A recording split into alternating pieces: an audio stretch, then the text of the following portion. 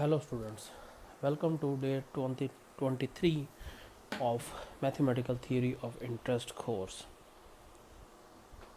So in today's lecture we will discuss about the interest rate and sensitivity. We will conduct basically a sensitivity analysis of the interest rate.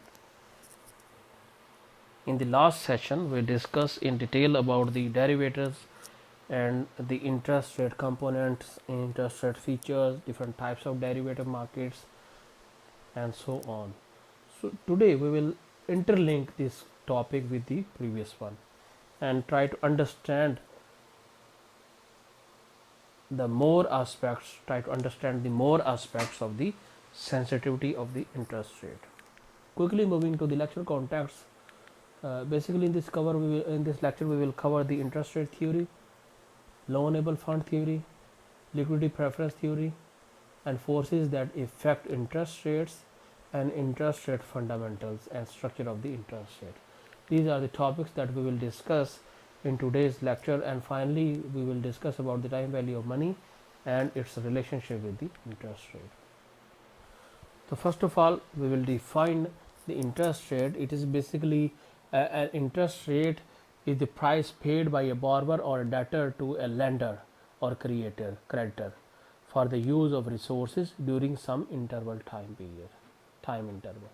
The amount of loan is the principal and the price paid is typically expressed as a percentage of the principal per unit of time.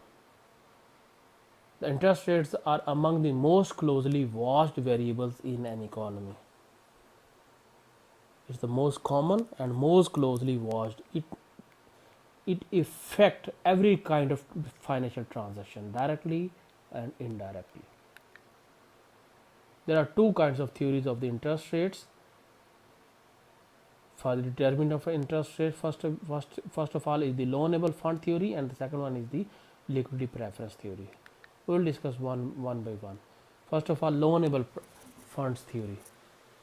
This is basically the theory of how the general level of interest rates are determined, and explains how economic and other factors influence the interest rate changes. Interest rates determined by demand and supply for loanable funds. This theory proposes that the general level of the interest rate is determined by the complex interaction of the two forces. What are these two forces? First force is the total demand for the funds by the firm, and the second one is the forces that affecting the level of interest rate, which is the total supply of the funds by the firms and the government, banks and individuals. So basically the two forces are demand force and the supply force. With the demand of funds and with the supply of funds, we will determine the interest rate according to this theory. So we can say that the interest rate will be determined by the demand and supply of funds in the market. It is basically the equilibrium level. Equilibrium in the market. The equilibrium interest is the rate that equates aggregate demand for loanable funds with the aggregate supply of the loanable funds. What is the aggregate demand for loanable funds? We will add up all different kinds of loanable funds and we will take their summation to calculate the total aggregate demand of these funds. DH refer to household demand for loanable funds. DB refer to the business demand for loanable funds. DG is the government demand for loanable funds. GF is the foreign demand for loanable funds. We will add up all these four sectors demands, and that will give us the answer of total aggregate demand for loanable funds. Loanable fund supply, again it will be calculated with the household supply, business supply, government supply and foreign supply for loanable funds, and their sum is the total aggregate supply of the fund. Now in equilibrium, when demand of loanable funds is equal to supply of the aggregate loanable funds, that will give us the answer of the interest rate. The interest rate at which the loanable funds are demanded and supplied both are equal, that is the interest rate equilibrium. That interest rate will be used as a loanable according to the loanable theory.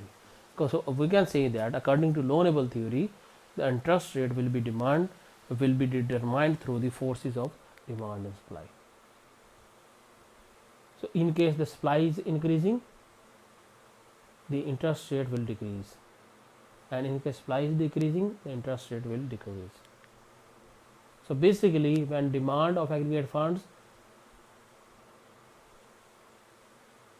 increases with the supply, the interest rate equilibrium will rise, and it will fall when the demand will decrease and supply will increase. Now, second one is the liquidity preference theory. According to the liquidity preference theory, originally it was developed by the John Maynard Keynes, and he analyzes the equilibrium level of the interest rate through the interaction of the demand of the money and public's aggregate demand for holding money. And Keynes assumed that the most people hold wealth in two forms: money form or in bond form. Money form and in bond form. So this is how he determined. He assumed that the money supply will be same from the government, but the people hold it differently. The demand will change, but money supply will not change. And the interest is obviously the interaction of the demand and supply. Demand and supply. So if the demand is increasing, the interest rate will increase. Interest rate will decrease. If the demand is decreasing, the interest rate will fall. The real rate and the nominal rate. The real rate is the growth in the power of the power to consume over the life of the loan. While this is how we can calculate the real rate of interest and the nominal rate of interest. R is determined by the real rate of interest and I is the nominal rate of interest. This is the interaction between this equation basically gives us when the real rate of interest is low, there are greater incentives to borrow and fewer incentives to lend. There are certain relevance of the interest rate movements. What are these relevance?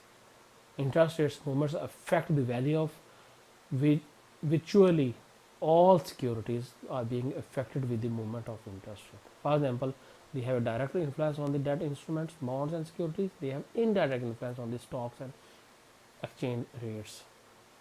While interest rate changes impact the value of financial institutions, managers, institutions, interest rate risk, everything will be directly or indirectly affected in an economy with the changes in interest rates.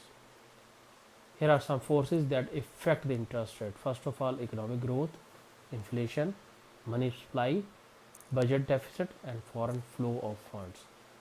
These are the main factors that may affect the determination of the interest rate.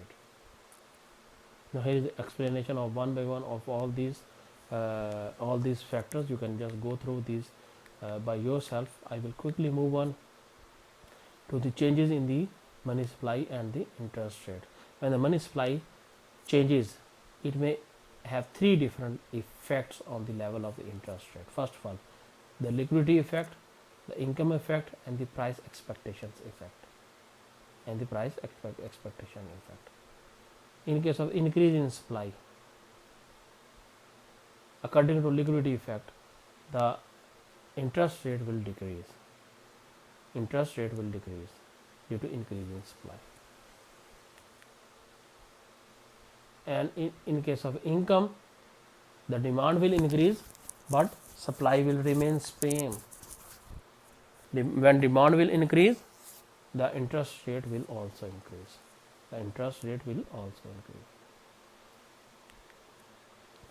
Now third one is the price expectation effect. Here are some features of a bond. There are three features of the bond: maturity, principal value, and coupon rate. We discussed in detail all these features in previous sessions, so I will not discuss this today. We have already discussed the bond yield on bond as well. I will quickly move on to the next topic. We have already discussed so much time. We have already spent so much time on this concept. This is how we can calculate the price of a bond.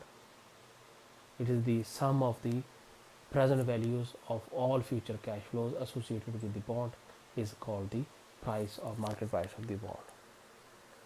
Then the yield to maturity is determined by a trial and error process. The steps that in that process, there are four main steps that will be involved in the determination of the yield to maturity.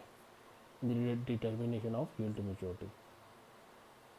Select, first of all, you need to select the interest rate, then you need to compute the present value, then the total present value of the cash flows,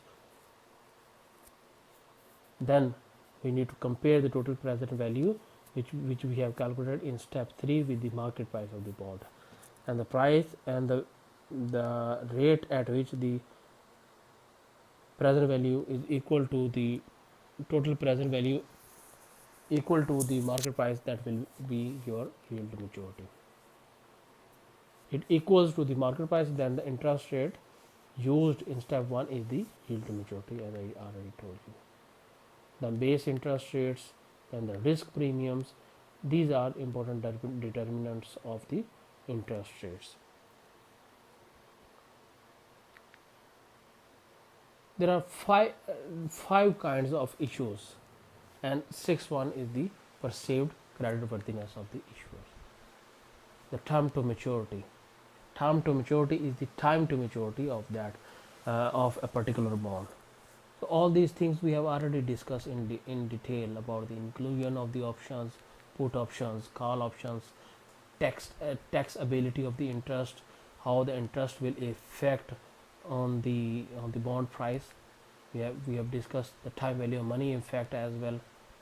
If the value of money changes, how it will affect the interest rate, or if the interest rate is increasing, how it will affect the value of money. This is called the theory of time preferences. Theory of time preferences. Now, understanding TVM, we have already discussed in many times the amount invested